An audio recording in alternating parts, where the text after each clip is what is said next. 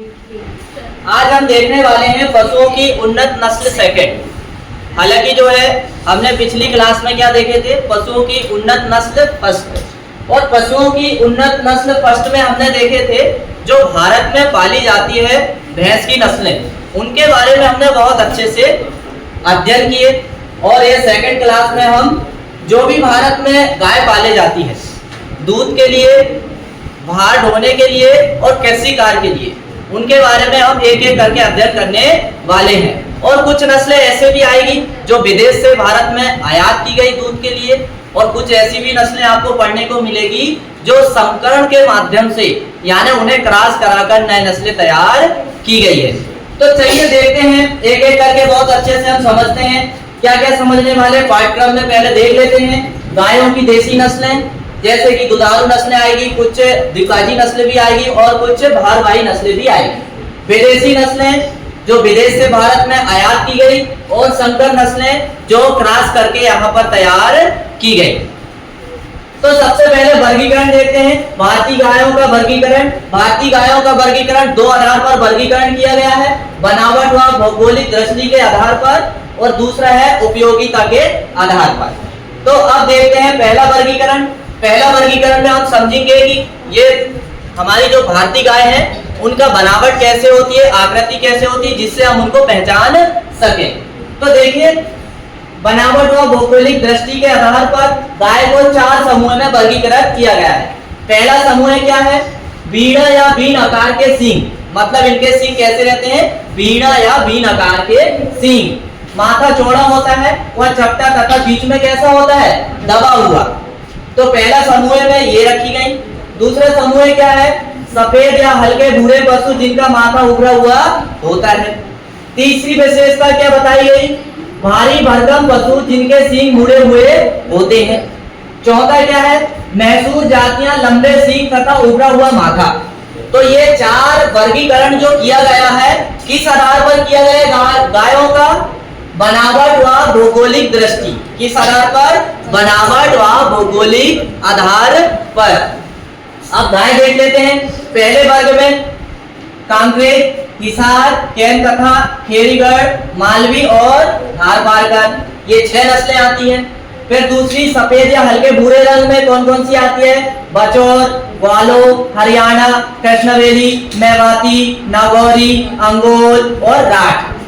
ये 8 नस्लें जो है इनका रंग कैसा रहता है, सफेद या हल्के भूरा। कैसा रहता है, सफेद या हल्का भूरा। और इनका माथा कैसा रहता है, उभरा हुआ। कैसा रहता है, ये दूसरा वर्गीकरण है। तीसरा वर्गीकरण क्या है, भारी भरकम पशु जिनके सींग कैसे होते हैं, मुड़े हुए रहते हैं। कैसे रहते हैं, मुड़े हुए रहते हैं। अब उसमें कौन कौन सी नस्लें आती है, डांगी है, दयोनी है, गिर है, साहिवाल है और लाल सिंधी। अब इसके बाद में कुछ मैसूर जातियां हैं जो मैसूर कर्नाटक साइड पाली जाती हैं। हेलीगर, आलमबाड़ी, अमृत महल और बरगुर, खिलाड़ी और कांग्या। हालांकि यहाँ पर बहुत सारी नस्लें हैं, लेकिन हम वो नस्लें यहाँ पर देखने वाले हैं जो दूध के पर्पस के लिए पाली जाती है और कृषि कार्य के लिए पाली जाती है। उन नस्लों को हम बहुत अच्छे से समझने वाले हैं। तो चलिए पहला वर्गीकरण हमने देख लिए हैं, दूसरा वर्गीकरण हम बहुत अच्छे से समझने वाले हैं। तो देखिए दूसरे वर्गीकरण में क्या दिया है, इस आधार पर पशुओं की प्रमुख भारतीय नस्लें उपयोगिता के आधार पर। कौन सा, उपयोगिता के आधार पर। अब उपयोगिता के आधार पर इनको 3 समूह में वर्गीकृत किया गया है। एक तो दूध वाली नस्ल, दूसरी द्विकाजी नस्ल और तीसरी कौन सी है, भारवाही नस्ल। तो देखते हैं दुधारू नस्लें में ये 4 नस्लें आपको बिल्कुल कंफर्म याद होना चाहिए। यदि आपसे कभी कोई प्रश्न आ जाता है कि गाय की दुधारू नस्लों के नाम बताओ, तो आपको ये 4 नाम बिल्कुल डायरेक्ट याद होना चाहिए। सिंधी है, साहिवाल है, गिर है और दयोनी है। ये 4 नस्लें। अब बात आती है द्विकाजी नस्लें। तो द्विकाजी नस्लें का मतलब होता है कि वो नस्लें जिनका उपयोग दूध के लिए किया जाता है, मादा का, और नर का कृषि कार्य के लिए उपयोग किया जाता है। ऐसी नस्लें क्या कहलाती है, द्विकाजी नस्लें कहलाती है। हरियाणा है, थारपारकर है, ग्वालो है, कांकरेज है, अंगोल है और कृष्णा वेली, ये कृष्णवेली, राठ और निमाड़ी, ये जो 8 नस्लें हैं ये दुकाजी नस्लें के नाम से जानी जाती है। और इनके जो मादा है दूध देती है लेकिन कम देती है, पर इनके जो नर होते हैं कृषि कार्य के लिए बहुत अच्छे से उपयोग किए जाते हैं। अब अतुल जबरदस्ती नाखून को खा रहे हैं जो उनको नहीं करना चाहिए। हम हर बार एक ही बात आपको समझाते हैं, जब हम आपको पढ़ाते हैं तो आपका 100% ध्यान हमारी ओर होना चाहिए। अब इसके बाद में हम देखते हैं भारवाही जातियां। भारवाही जातियां में देखने वाले हैं पवार है, अमृत महल है, हेलीकर है, नागौरी है, आलमबाड़ी है, डांगी है, खिलाड़ी है, कांग्याम है, गंगा तीरी, कैन कथा, खेरीगढ़ और मालवा। ऐसे कुल मिला के ये जो भारवाहीन जातियां हैं 12 होती है। अब भारवाहीन का मतलब ये होता है कि ऐसी जातियां केवल इनके नर का सबसे ज्यादा उपयोग कृषि कार्य के लिए किया जाता है। मादा दूध तो देती है, अरे गाय है तो दूध तो देगी, लेकिन दूध के पर्पज से ये नहीं पाली जाती है, केवल दूध इतना देती है कि जो घरेलू उपयोग के लिए काम आ जाए। हम इन नस्लों को पालकर डेयरी फार्मिंग या व्यापार नहीं कर सकते, इसलिए इनको केवल अलग ही रख दिया गया है। तो चलिए हमने बहुत अच्छे से समझे अभी उपयोगिता के आधार पर। अब हम देखने वाले हैं दुधारू नस्ल में पहली नस्ल देखने वाले हैं मिल्च ब्रीड। कौन सी देखने वाले हैं? Milch breed. मिल्च ब्रीड का मतलब ऐसी नस्ल जो दूध के लिए ही पाली जाती है। अब उसमें 4 नस्लें आती है, तो पहली नस्ल हम समझ लेते हैं साहिवाल। कौन सी? साहिवाल। अब लिखने का तरीका क्या होगा पेपर में?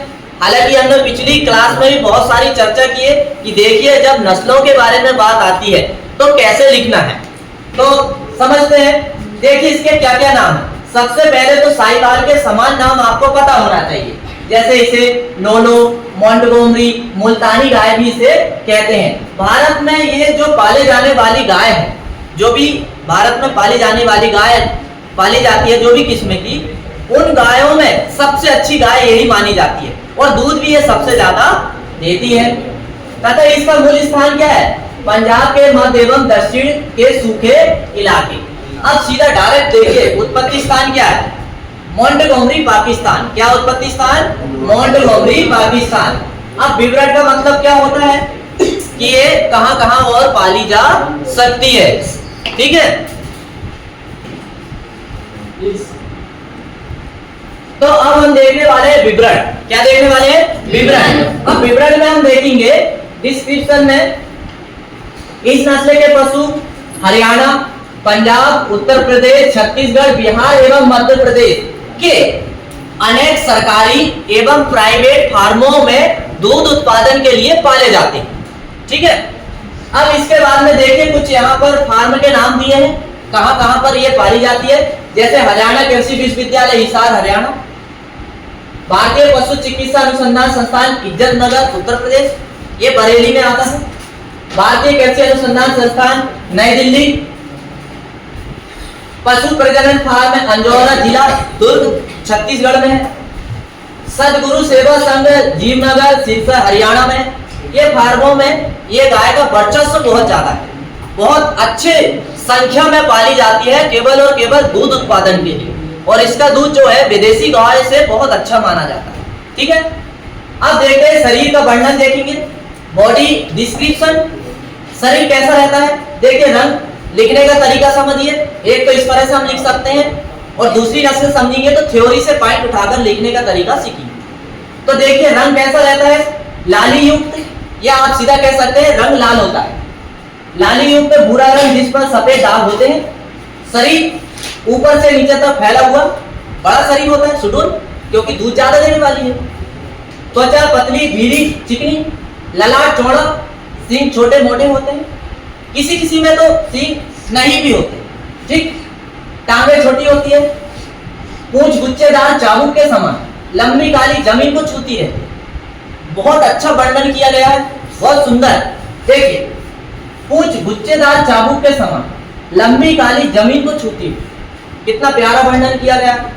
गल कंबल जो सामने लटकता हुआ मांस का एक हम कहें तो झिल्ली ही कहेंगे उसे। ये सामने देखिए गल कंबल यहाँ दिख रहा है। हालांकि हमने गाय बहुत प्यारी आपके लिए लेके आए यहाँ पर, ऐसा नहीं है। जैसे कि हर दिन कुछ ना कुछ नया लेके आते रहते हैं, आज भी न कुछ नया है। आयन देखिए लचीला होता है, लटका हुआ, बड़ा दूध सिराए विकसित, फल बड़े आकार के होते हैं, मुतान नर पशुओं का मुतान लटका हुआ होता है। उपयोगिता में देखते हैं क्या है, 2200 से 2500 लीटर दूध देती है 300 दिन के ब्याज में। फिर इसके बाद में इसके दूध में वसा की मात्रा 4 से 5% होती है। सभी को यहाँ ध्यान देना है, बाहर किसी को नहीं देना।